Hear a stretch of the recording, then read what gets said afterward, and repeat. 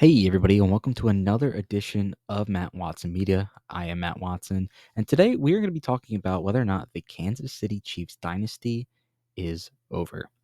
The Chiefs are coming off their third straight Super Bowl appearance, where they won the previous two and lost this past year to the Philadelphia Eagles. They've made the Super Bowl 5 times in the last 6 years, winning 3 and losing 2. They won 9 straight AFC West division. The Kansas City Chiefs went on an absolute heater in the 2024-25 season, coming off back-to-back Super Bowl wins. They went 15-2 in the regular season, and their second loss came in a game in which they rested their starters against the Denver Broncos. The Broncos, who at that point were playing a win and get in scenario for the postseason, at home for Denver, and in a game they had to win. So almost a scheduled loss in a sense for the Chiefs, and one that they waved the white flag on. But otherwise, in the regular season, they went 15-1, losing to the Buffalo Bills. And then, of course, they lost to the Philadelphia Eagles in the Super Bowl.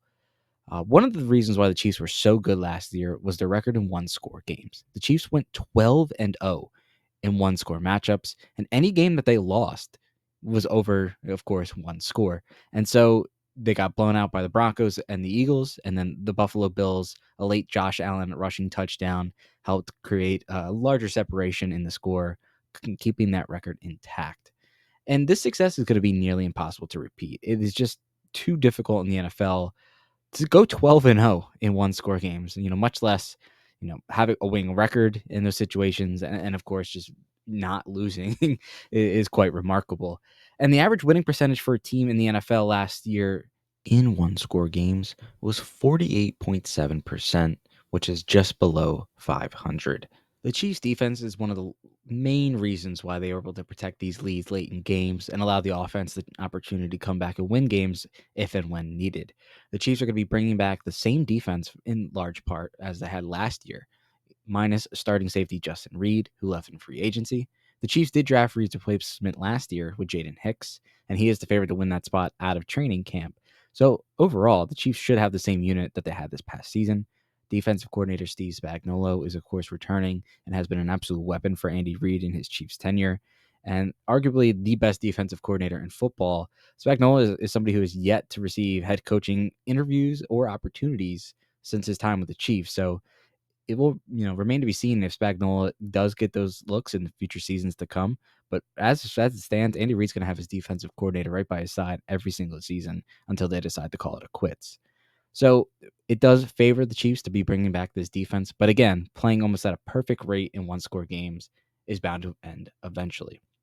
Another factor that's going against the Chiefs is their record in the division. They went 5-1 against their AFC West opponents this past year, going 2-0 against the Chargers, 2-0 against the Las Vegas Raiders, and 1-1 against the Denver Broncos. But of course, in that one loss to the Broncos, they were not playing to win, is what we'll call it.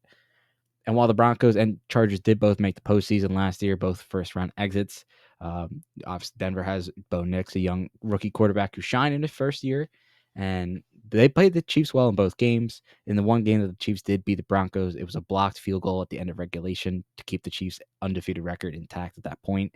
And the Broncos, at the end of the season, were hopeful they would get the Chiefs. The Chargers had one of the best defenses in all football last year, did not allow toe-to-toe with the Chiefs, and they lost 2 close matchups against Kansas City in last year's season. Going 5-1 in the division is a pretty difficult task, and I'd imagine the Chargers at least split, as well as the Broncos at least split with the Chiefs this season, creating potentially two losses that you don't have penciled in.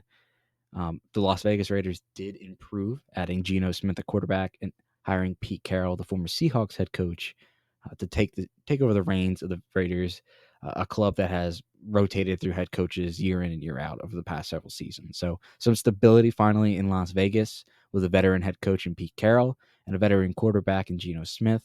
While that does make the Raiders a better club, not sure if it's going to help them beat the reigning AFC champions, but it should definitely give them a much tougher battle. Another factor that is going to make it difficult for the Chiefs to repeat their dynasty and get back to the Super Bowl is going to be their schedule. The Chiefs are going to be playing a first-place schedule again this season, going 15-2 last year. They will get matched up against some of the best in the AFC, which includes Lamar Jackson and the Baltimore Ravens, as well as Josh Allen and the Buffalo Bills. So exciting to see a couple more matchups between some of the best quarterbacks in all of football. But the Chiefs are going to be facing some other divisions and other top teams throughout the rest of their schedule. They're going to make things a little more challenging. They get the Detroit Lions this year. They will be playing the NFC East, so the Eagles and Commanders are two key matchups, and a lot of tough games for the Chiefs. And as we kind of talked about their success in one-score games, as well as their division record, at some point, some of these factors have to level out. So for the Chiefs, a tough schedule ahead of them, and I feel as though that is going to hurt their record at some point. Likely not going to go 15-2 again this year, but a couple more losses on their schedule could hurt their chances of getting a first round bye in the postseason, as well as even winning the division. So it might make it a tougher challenge for Kansas City. And one of the factors that goes into the schedule is that the Chiefs play two Monday Night Football games, one in Week 5 and one in Week 8. And as I'm showing here on the screen, the matchups for the Chiefs after those two games in Week 6 will be the Detroit Lions, and in Week 9 the Buffalo Bills.